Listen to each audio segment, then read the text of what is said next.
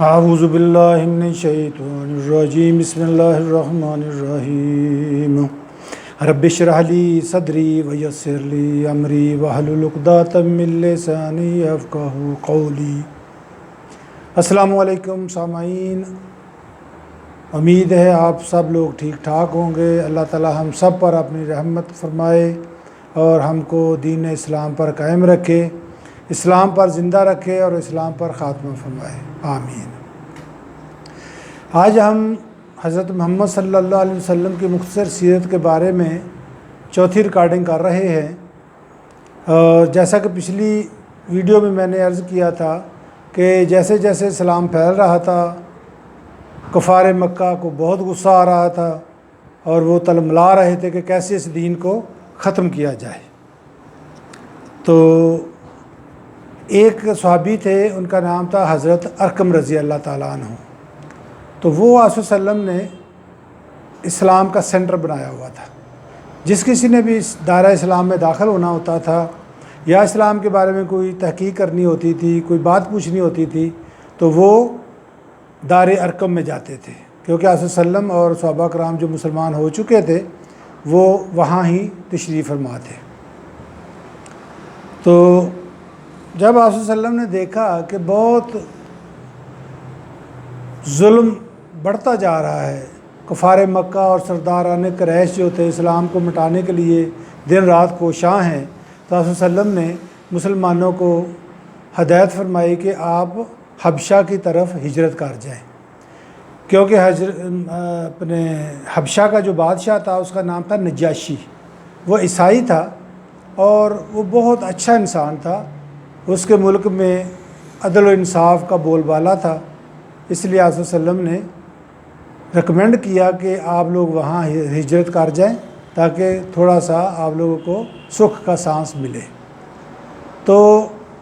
آصف وسلم کے حکم کے مطابق تقریباً 12 مرد اور 4 عورتیں ہجرت کرنے کے لیے تیار ہو گئے، اور ہجرت کرنے والوں میں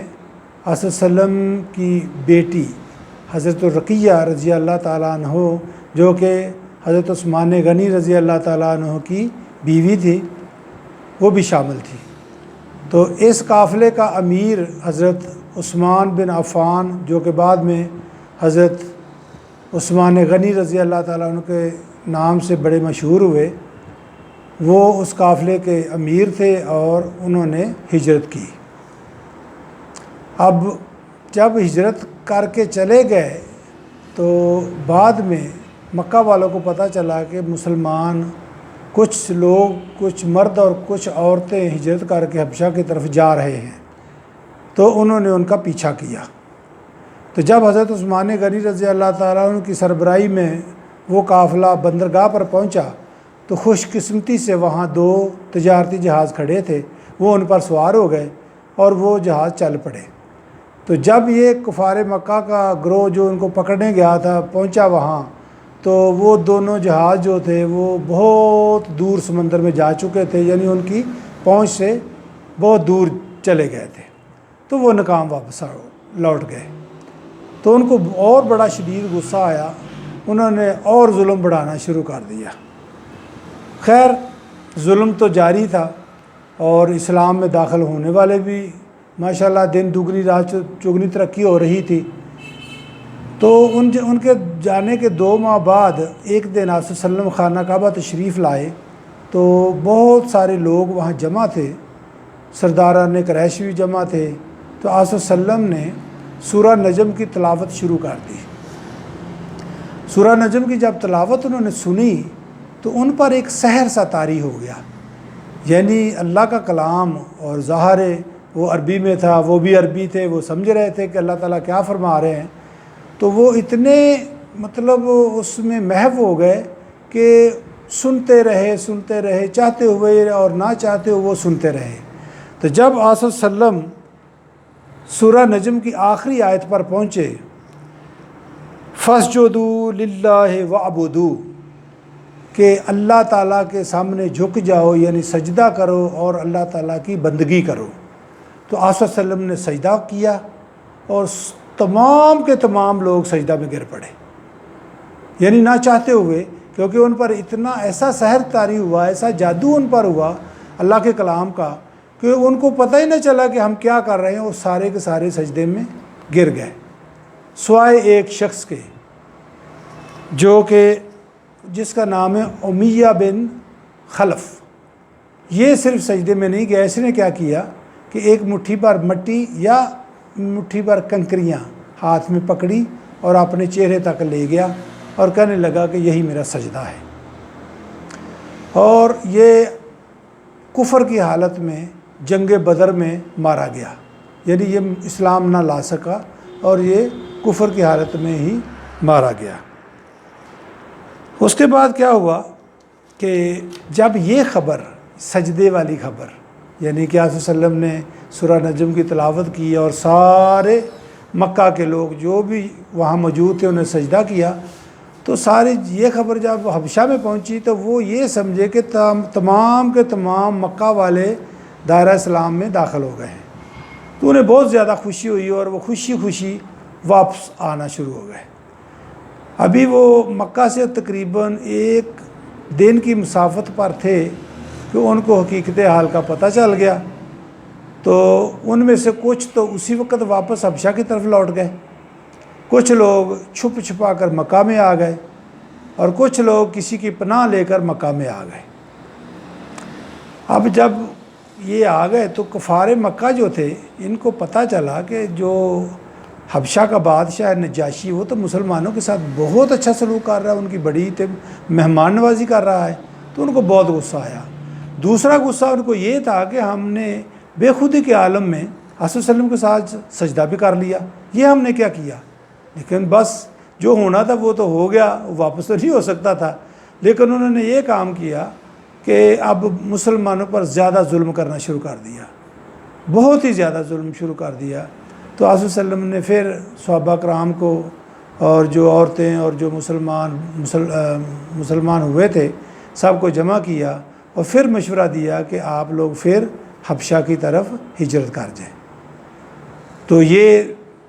جب مشورہ دیا گیا تو کافی لوگ تیار ہو گئے۔ اب کی دفعہ تقریباً 82 یا 83 مرد اور 18 یا 19 عورتیں اس ہجرت میں شامل ہو گئیں۔ اب کفار مکہ اور سرداران قریش جو نے بڑے یعنی چوکنا تھے کہ پھر یہ لوگ ہجرت نہ کر جائیں، تو انہوں نے بڑے اپنی طرف سے پابندیاں لگائیں، بڑے پہرے بٹھا دیے، لیکن مسلمان ان سے زیادہ چوکنا تھے اور انہوں نے بہت اچھی حکمت عملی بنائی، اور یہ تمام کے تمام لوگ دوبارہ ہجرت کرنے میں کامیاب ہو گئے۔ اور اب ان کو کفار مکہ اور سرداران قریش کو بہت غصہ آیا، کیونکہ ہر گھر سے تقریباً کوئی مرد یا عورت اس ہجرت میں شامل تھی، کسی کا بیٹا تھا، کسی کی بہن تھی، کسی کی بیوی تھی، تو اب وہ تو تلملا رہے تھے کہ یہ کیا ہوا، ان کو بہت غصہ آیا، لیکن ہجرت تو ہو چکی تھی۔ لیکن انہوں نے اب منصوبہ بنایا کہ اب ان کو واپس لانا ہے، اور واپس لانے کے منصوبے بنا رہے تھے۔ انہوں نے 2 بندوں کو تیار کیا، ایک تھے عمر بن عاص، دوسرے تھے عبداللہ بن ربیعہ۔ ان دونوں کو بلایا، ان کو پورا جو پلان تھا، جو منصوبہ تھا وہ سمجھایا، اور ان کو حبشہ روانہ کر دیا۔ وہ جب وہاں گئے تو انہوں نے سب سے پہلے جو پادری تھے، عیسائی پادری تھے، ان سے رابطہ قائم کیا، ان کو تحفے تحائف دیے اور اپنا آنے کا مقصد بتایا۔ تو ان پادریوں نے ان کے ساتھ مکمل تعاون کرنے کی یقین دہانی کرائی، اور دوسرے دن وہ نجاشی جو کہ حبشہ کا بادشاہ کا، اس کے ساتھ ملاقات کی، ان کو بھی تحفے تحائف دیے، اور ان کو بتایا کہ کچھ لوگ ہمارے مکہ سے بھاگ کر آپ کے پاس آ گئے ہیں، جنہوں نے اپنے باپ دادا کا دین چھوڑ دیا ہے، اور نہ ہی اپنے باپ دادا کے دین پر قائم رہے اور نہ ہی انہوں نے آپ کا دین قبول کیا ہے، بلکہ ایک نئے دین کی پرچار کر رہے ہیں، اور وہ بھاگ کے یہاں آ گئے ہیں۔ پلیز آپ انہیں ہمارے حوالے کر دیں، ہم ان کو واپس لے جائیں اور ان کو ہم باپ دادا کے دین پر واپس لائیں۔ تو نجاشی بادشاہ جو تھا وہ بہت سمجھدار تھا، اس نے کہا کہ میں ایک طرف سے بات سن کر فیصلہ نہیں کر سکتا، لہٰذا مسلمانوں کو دعوت دی کہ آپ بھی آئیں اور اپنا مدعا بیان کریں۔ جب مسلمان آئے تو ان کو پوچھا کہ ایسے ایسے یہ دو لوگ آئے ہیں، یہ آپ کے متعلق یہ باتیں کر رہے ہیں، تو بتائیں اصل حقیقت کیا ہے، یہ سچ ہے یا کوئی اور بات ہے؟ تو جعفر بن ابو طالب وہ بھی اس گروہ میں شامل تھے، وہ کھڑے ہوئے تو انہوں نے بتایا کہ یہ جو بات کہہ رہے ہیں یہ بالکل غلط ہے، ایک اللہ تعالیٰ کا رسول مبعوث ہوا ہے جو کہ ہم ہی میں سے ہے، ہمارے ہی ساتھ انہوں نے زندگی گزاری ہے، وہ بہت اچھے انسان ہیں، صادق ہیں، امین ہیں، غریبوں کا خیال کرتے ہیں، کسی بھی لحاظ سے وہ بہت ہی اچھے انسان ہیں۔ تو وہ اللہ کے نبی ہیں، وہ ہمیں بتوں کی پوجا سے روکتے ہیں، ایک اللہ کی عبادت کا درس دیتے ہیں، شرک سے وہ ہمیں دور رکھتے ہیں، پڑوسیوں کے ساتھ صلح رحمی کرتے ہیں، ہمیں یہ درس دیتے ہیں کہ کسی پر الزام نہیں لگانا، کوئی برا کام نہیں کرنا، نماز پڑھنی ہے، روزہ رکھنا ہے، زکوٰۃ دینی ہے، ایک اللہ کی عبادت کرنی ہے، اس کے ساتھ کسی کو شریک نہیں کرنا۔ تو لہٰذا ہم نے یہ دین قبول کیا ہے، اس لیے یہ سارے مکہ والے ہمارے دشمن ہو گئے۔ تو پھر نجاشی نے کہا کہ آپ قرآن میں سے کچھ مجھے سنائیں۔ تو حضرت جعفر بن ابی طالب نے سورہ مریم کی شروع والی ابتدائی آیات پڑھی، تو وہ پڑھ رہے تھے تو نجاشی بادشاہ اتنا رویا سن کر اتنا رویا کہ اس کی داڑھی آنسوؤں سے تر ہو گئی، اور جو پادری تھے، عیسائی پادری تھے، وہ بھی اتنے روئے کہ انہیں سارے صحیفے ان کے سارے یعنی گیلے ہو گئے، یعنی اتنے آنسو انہوں نے بھی بہائے۔ تو اس کے بعد انہوں نے کہا کہ یہ تو وہی کلام ہے، یہ تو اسی مطلب تاکہ شمع سے یہ نکلی ہیں چیزیں جو کہ حضرت عیسیٰ علیہ السلام پر نازل ہوئی تھیں، یعنی کہ ان کا کہنے کا مطلب تھا کہ یہ بھی اللہ کی کلام ہے اور حضرت عیسیٰ علیہ السلام پر جو نازل ہوا وہ بھی اللہ کی کلام ہے۔ لہٰذا انہوں نے کہا کہ نہیں سوری، میں آپ لوگوں کو یہ بندے نہیں دوں گا، یہ تو بہت اچھے لوگ ہیں، اس لیے یہ ہمارے مہمان ہیں، آپ کو یہ نہیں دیں گے۔ خیر وہ چپ کر کے بیٹھ گئے، رات گزاری، تو رات کو انہوں نے مشورہ کیا اور ایک نیا کھیل کھیلنے کی کوشش کی۔ دوسرے دن انہوں نے کہا کہ نجاشی سے کہا کہ بادشاہ سلامت آپ ان سے حضرت عیسیٰ علیہ السلام کے بارے میں کچھ پوچھیں۔ تو نجاشی نے دوبارہ ان کو بلا لیا۔ جب بلایا تو انہوں نے پوچھا کہ آپ حضرت عیسیٰ علیہ السلام کے متعلق کیا کہتے ہیں؟ تو جعفر بن ابو طالب نے بتایا کہ آپ صلی اللہ علیہ وسلم پر جو کلام نازل ہو رہی ہے اس کے مطابق وہ اللہ کے رسول اور اللہ کے بندے تھے، اللہ کی روح تھے اور اللہ کا کلمہ تھے، جو کہ اللہ تعالیٰ نے کنواری مریم میں القاء کیا، یعنی کہ حضرت مریم رضی اللہ تعالیٰ عنہ، حضرت مریم علیہ السلام کے پیٹ میں حمل ٹھہرا اور وہ بن باپ کے پیدا ہوئے۔ تو نجاشی نے زمین سے ایک تنکا پکڑا اور کہا کہ حضرت عیسیٰ علیہ السلام اس سے بڑھ کر ایک تنکا برابر بھی بڑھ کر کچھ نہیں تھے، یہی تھے جو کہ انہوں نے فرمایا۔ تو ان کی یہ چال بھی ناکام ہو گئی۔ تو نجاشی بادشاہ نے مسلمانوں کو مخاطب ہو کے کہا کہ آپ ہمارے مہمان ہیں،